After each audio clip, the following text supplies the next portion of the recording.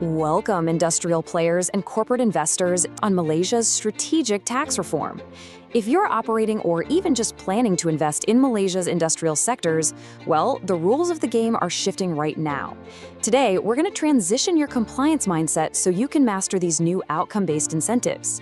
We'll be looking directly at how the Malaysian Investment Development Authority is completely restructuring its tax relief, and more importantly, how you can capitalize on it. Drawing directly from the official Midas Central briefing delivered on May 19, 2026, think of this explainer as your strategic playbook.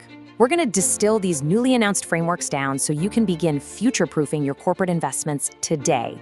Because let's be real, this isn't just about ticking regulatory compliance boxes. It's about maximizing your operational advantage in a fiercely competitive regional market. So here is our roadmap for today. We'll cover 1. The outcome-based era, 2. Pillars of the framework, 3. Decoding the tiered system, 4. The special tax rate, and 5. The investment tax allowance. Let's jump right into Section 1, the outcome-based era, shifting the paradigm. Now, what's really fascinating here is the massive shift we're seeing. Under the old Promotion of Investment Act, incentives were strictly categorical, meaning they were tied directly to specific promoted products. But today, that rigidity is gone. We're moving to a dynamic, future-proofed system that is driven entirely by outcome-based compliance. So it's no longer just about what you make, it's all about the tangible economic and environmental spillovers your operation actually generates. Moving on to Section 2, Pillars of the Framework, the evaluation criteria. Okay, the crucial point to take away here is this number, 15. In a landscape that's constantly experiencing regulatory flux, this new framework offers up to 15 years of long-term predictability. For industrial players who are planning massive capital expenditures with super long gestation periods, this is a surprisingly rare and incredibly powerful advantage.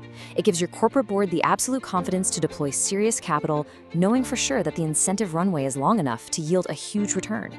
But to actually secure that long-term relief, your investments are now going to be measured against 5 specific pillars.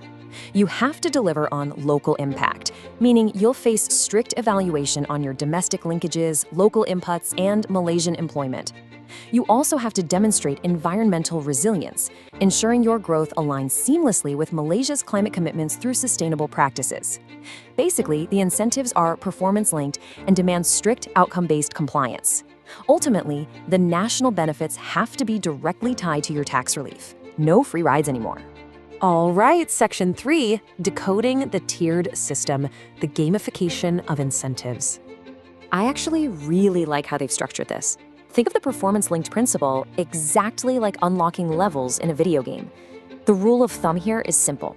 Greater spillover commitments equal a higher incentive quantum.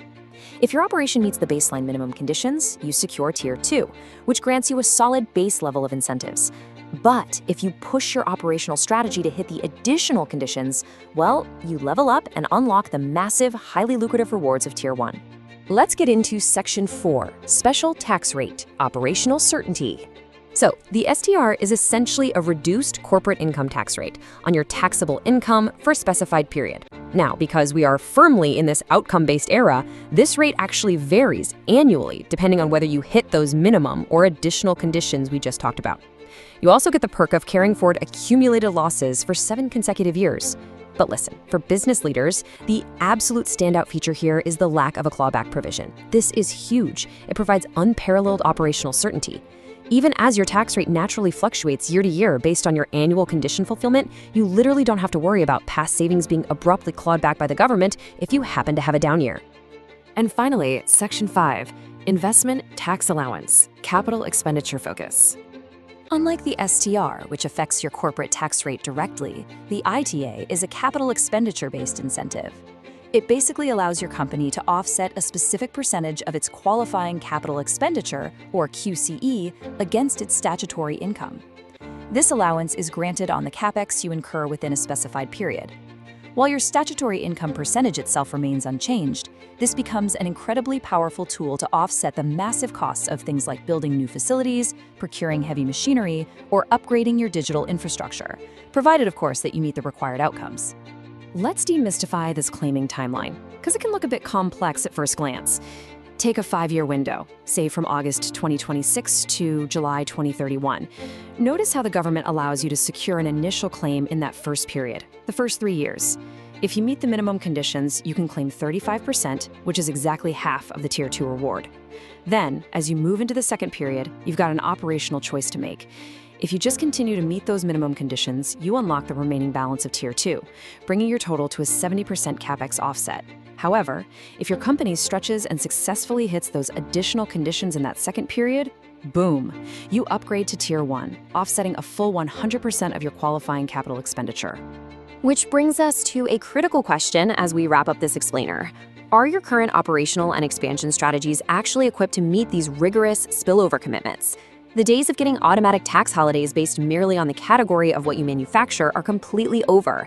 To fully capitalize on the performance-linked rewards of tomorrow, your organization absolutely must integrate environmental resilience and local economic impact into your core business model today. Thank you so much for joining me for this strategic breakdown, and honestly, I highly recommend reviewing your internal CapEx roadmaps against these new MITA pillars the minute you get back to your desk. See you next time.